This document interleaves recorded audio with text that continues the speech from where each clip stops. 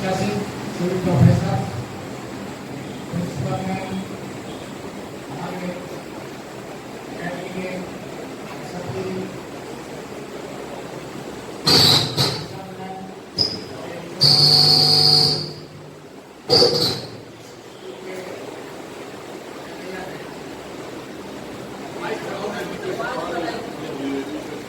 रानी जी, professor रानी जी जो chemistry department में Hindu college में है, हमारे बीच में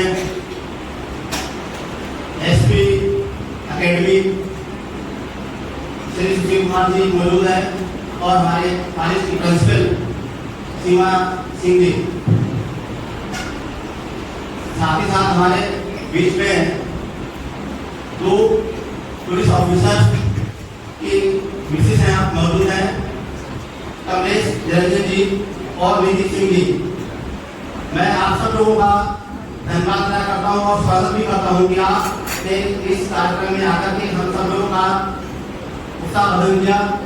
मैं विद्यालय की सभी टीचर्स का, सभी बच्चों का बहुत बहुत धन्यवाद अदा कर रहा हूँ कि आप सब लोगों ने बहुत ही अच्छी तरीके से ऑर्गेनाइज किया। आज का कार्यक्रम एनवायरमेंट और नेचर को लेकर के है कि ये नेचर कैसे बचे, एनवायरमेंट में सुधार कैसे हो, हमें क्या करना, हमारी प्राइमरी ड्यूटीज क्या है, हमें क्या करना चाहिए, क्या नहीं करना चाहिए, इन सब चीजों को लेकर के है। आपको पता है कि आज टेम्परेचर 47 तक पहुंच रहा है, डे बाई डे इंक्रीज हो रहा है।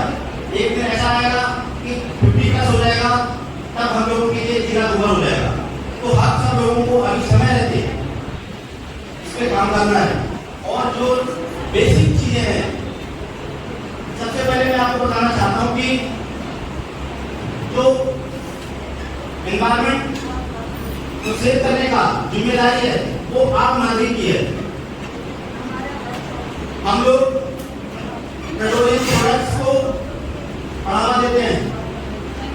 पूरी दुनिया में कितना पेट्रोल ड्रिल हो रहा है।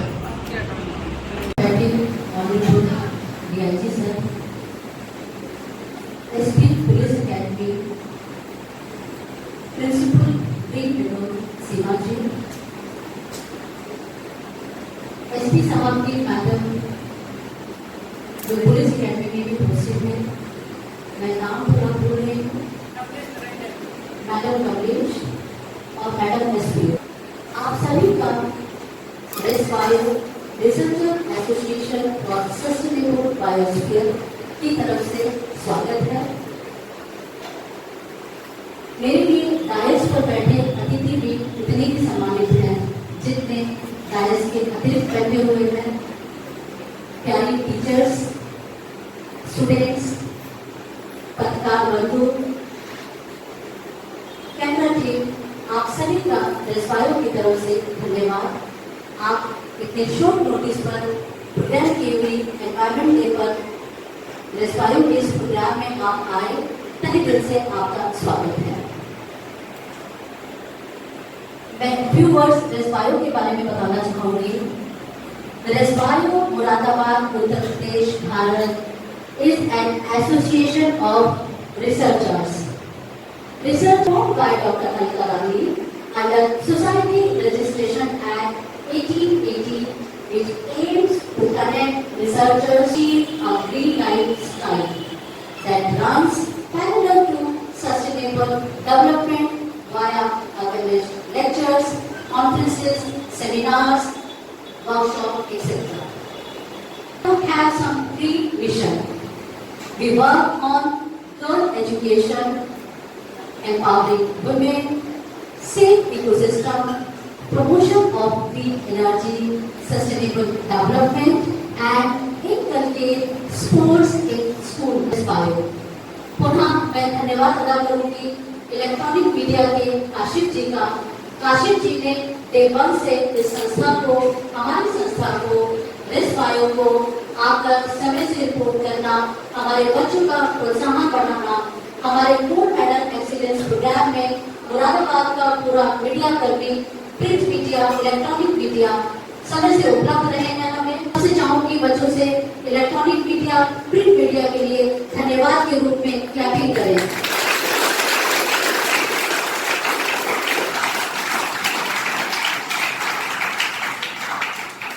तो मैं हर गवर्नमेंट की कुछ ना कुछ ऐसे इनिशिएटिव्स होते हैं जिन्हें मैं तारीफ भी करती हूँ, क्योंकि चाहे पिछली गवर्नमेंट का मिशन 112 हो, वो हम महिलाओं के हेल्प करने के लिए था। 10-90 की भी हम बात करते हैं, 10-90 भी जो है विमेन की सुरक्षा के लिए है। और अब तो इलेक्ट्रॉनिक दौर में, आईटी के इस दौर में, एआई के इस दौर में ये सारी सेवाएं हम महिलाओं के लिए बहुत अच्छी हो गई हैं। तो ये पावर है हम महिलाओं की कि हम टेक्नोलॉजी के माध्यम से आगे बढ़ें, और अगर हमें कहीं कोई दिक्कत होती है तो हम बेहिचक इनकी सेवाएं ले सकते हैं। आजकल पूरे उत्तर प्रदेश में बात होती है महिला सशक्तिकरण की। गवर्नमेंट के पुलिस डिपार्टमेंट के कुछ इनिशिएटिव्स हैं जिनको मैं अप्रिशिएट करती हूँ, और मैं इस मिशन पर ऑलरेडी 2018 में पहली कॉन्फ्रेंस की थी विमेन एम्पावरमेंट पर, जिसका मिशन यही था कि हम अपनी महिलाओं को सशक्त बनाएं, हर क्षेत्र में सशक्त बनाएं। इतने बड़े काम कर रही हैं। जोया का एग्जाम्पल मैं अक्सर कोट करती हूँ, कितना टफ था उस रूट पर महिला टीम के साथ विमान उड़ा लेना और नॉन स्टॉप फ्लाइंग फ्रॉम। कोई बच्चा बताएगा who is Zoya, captain Zoya? कोई बताना चाहेगा? Any teacher, any student, you can raise your hand. कोई जानता है हु इज कैप्टन जोया?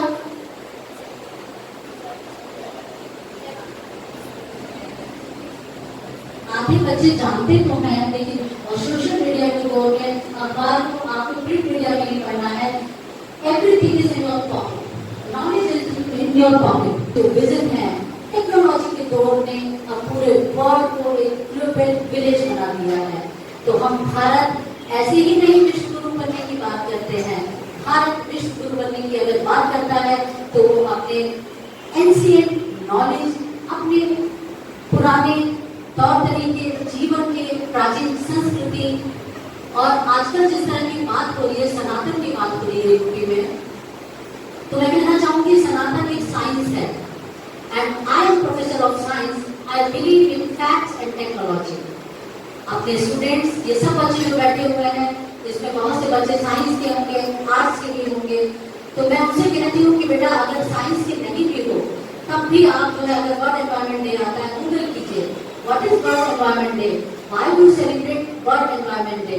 तो उसके पीछे जो मुद्दा है वो सिर्फ देसी है, और यही रिस्पायो का स्लोगन भी है, ईट देसी, देसी खाइए, ठीक है, एंड बी ग्लोबल। ग्लोबल को अगर आप डिवाइड करेंगे इस ग्लोबल प्लस लोकल, आप खाइए तो लोकल जो देसी बना है, जो देसी होगा है, लेकिन आपका vision should be global. Now we live in global village, we believe in वसुधैव कुटुंबकम। जब देसी खाने की बात आती है, एनवायरमेंट की बात आती है, पौधों की बात आती है, तो मैं as a scientist, as a researcher आपको बताना चाहूंगी कि जितनी हमारी देसी चीजें हैं उन सब में केमिकल प्रॉपर्टीज होती हैं। और पहले जमाने में कहा जाता था कि भारतीय रसोई अपने आप में वैद्य की एक दुकान है, अपने आप में कंप्लीट मेडिकल स्टोर है। साइंस के टीचर्स भी होंगे, आप लोगों में से कौन टीचर इस बात से सहमत है कि भारतीय किचन एक आधुनिक मेडिकल स्टोर है? How many of you raise your hands? Okay, तो आप स्टूडेंट्स में से कौन बताना चाहेगा कि भारतीय खान पीन, देसी खान पीन अपने आप में एक मेडिकल स्टोर है? हमारे फल, हमारी सब्जियां जो लोकल उगते हैं वो अपने आप में एक मेडिकल स्टोर है। इस बात से कितने बच्चे सहमत हैं? Raise your hands. Very good. I believe communication is a two-way process, and the theme of any workshop is कि ये टू-वे प्रोसेस होना चाहिए, नॉट लाइक सेमिनार्स कि हम इंटेलेक्चुअल्स आए, हम टफ भाषा में, इंग्लिश में, ऐसी भाषा में अपनी नॉलेज को यहाँ शेयर करके जाएं जो हमारे अंतिम पंक्ति पर बैठे हुए बच्चे को समझ ना आए। अगर ऐसी भाषा में हम बोलते हैं तो मेरे टीचर होने की कोई वैल्यू नहीं है। इतनी सहज और सरल होनी चाहिए। नॉलेज को भाषा से नहीं माना जा सकता है। English doesn't mean कि we are superior to anybody else. Anyone who is knowledgeable in Hindi may be far superior than anyone who knows English.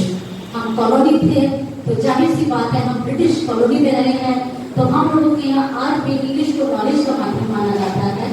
और चूंकि मैं टीचर्स के ग्रुप को बात कर रही हूँ, स्टूडेंट्स को बात कर रही हूँ, न्यू एजुकेशन पॉलिसी आ चुकी है and the beauty of the new education policy is आप किसी भी भाषा में पढ़िए लेकिन पढ़िए, आप साइंस को हिंदी में पढ़िए लेकिन पढ़िए, because knowledge doesn't means English. Okay, getting my point? बच्चों समझ में आ रही है मेरी बात? आप सब मेरे साथ पर्यावरण योद्धा बनेंगे? Very good. अब हम थोड़ी साइंस की बातें करते हैं। अब गर्मियों का मौसम आया है, मैं कहती हूँ बीट द हीट, ईट देसी, देसी खाइए और गर्मी का मुकाबला कीजिए। पर्यावरण दिवस के अवसर पर ग्रीन विडोज कॉलेज में ये पर्यावरण कार्यक्रम पर आयोजित आज की व्याख्यानमाला के प्रमुख व्याख्यानकर्ता प्रोफेसर ए.पी. सिंह साहब, including physics department Hindu college, madam Balram ji, chemistry department, हमारे सहयोगी महेश जी और उनके मैडम कई बार रोज पानी जो कि मैडम एनजीओ चलाते हैं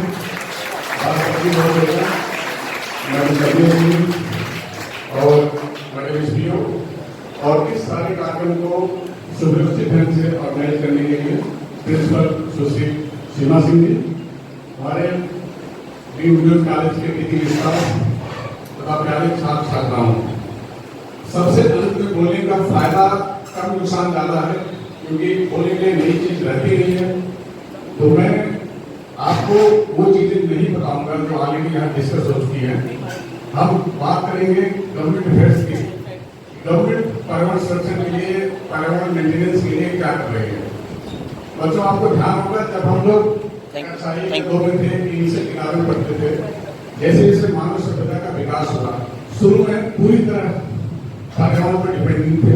हम हमारे पास कपड़े नहीं थे, खाने पीने के लिए हम जानवरों पर, नदियों के पानी पर डिपेंडेंट थे। लेकिन जैसे जैसे मानव सभ्यता का विकास हुआ, हम ज्यादातर सुविधा होती होते गए, अपनी फिजिकल नीड्स के लिए बहुत सारी नई चीजें बनाई, मोटर कार हो गए, व्हीकल्स हो गए, ट्रेन हो गई। जैसे एक तरफ तो भौतिक डेवलपमेंट हो रहा है, साथ ही साथ जो हमारा पर्यावरण है वो धीरे धीरे कर्टिल होता जा रहा है। सवाल ये उठता है कि हम विकास चाहते हैं या पर्यावरण सुरक्षा चाहते हैं। इसी क्रम में ये बात रखी गई कि हम सस्टेनेबल डेवलपमेंट चाहते हैं, विकास भी चाहिए और पर्यावरण को हम जैसे है कम से कम उस रूप में मेंटेन रखें। इसके लिए गवर्नमेंट की तरफ से और बहुत सारे एनजीओ हैं, उनकी तरफ से प्रयास किए जा रहे हैं। आदरणीय मेरे शिक्षक शिक्षिकाएं और प्यारे बच्चों, आज बहुत ही हर्ष का विषय है, बहुत ही खुशी हो रही है कि हम सब लोग यहाँ पर इकट्ठे हुए हैं एक ऐसे टॉपिक पर जिसके हमारे सबके जीवन में बहुत महत्वपूर्ण स्थान है। मैं बहुत बहुत धन्यवाद करना चाहूँगी सबसे पहले एसवाईओ की चेयरपर्सन डॉक्टर अलका रानी जी का, जिन्होंने मुझे फोन किया और मुझे मोटिवेट किया कि मैम हम लोग 5 जून पर जो हमारा पर्यावरण दिवस है इस पर एक कार्यक्रम करेंगे।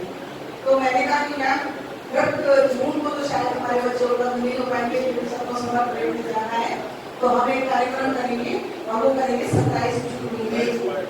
तो आज उसी क्रम में हम ये कर रहे हैं और मैम ने जैसा सबने कहा कि बाद में बोलने का कुछ फायदा भी है और कुछ नुकसान भी है, तो मुझे ये फायदा है कि सभी ने इतने विस्तार से और इतने अच्छे से आप सबको बताया है कि पर्यावरण सुरक्षा क्या है। हमारा शरीर 5 तत्वों से बना है और उन 5 तत्वों का आप सभी जानते हैं, जल, अग्नि, पृथ्वी, आकाश। तो ये 5 तत्वों को अगर हमें अपने को सुरक्षित रखना है तो इन 5 तत्वों को भी सुरक्षित रखना है। पृथ्वी को सुरक्षित हम रख सकते हैं कि कम से कम हम वेस्ट करें, हम एक चीज को जिसको हम कम से कम यूज करते हैं उसको ज्यादा से ज्यादा यूज करें ताकि उसके लिए नई चीजें ना बनानी पड़े। जैसे मैंने आपको बताया था कि हम लोग क्या करते हैं कि एक पेन है उसको यूज करा वो प्लास्टिक का, क्योंकि 5 रुपए का पेन है, 5 रुपए की हमारे लिए कोई ज्यादा महत्ता नहीं बची है तो उसको फेंक देते हैं, जबकि उसी की 3 रुपए की आती है उसको निकालते हैं।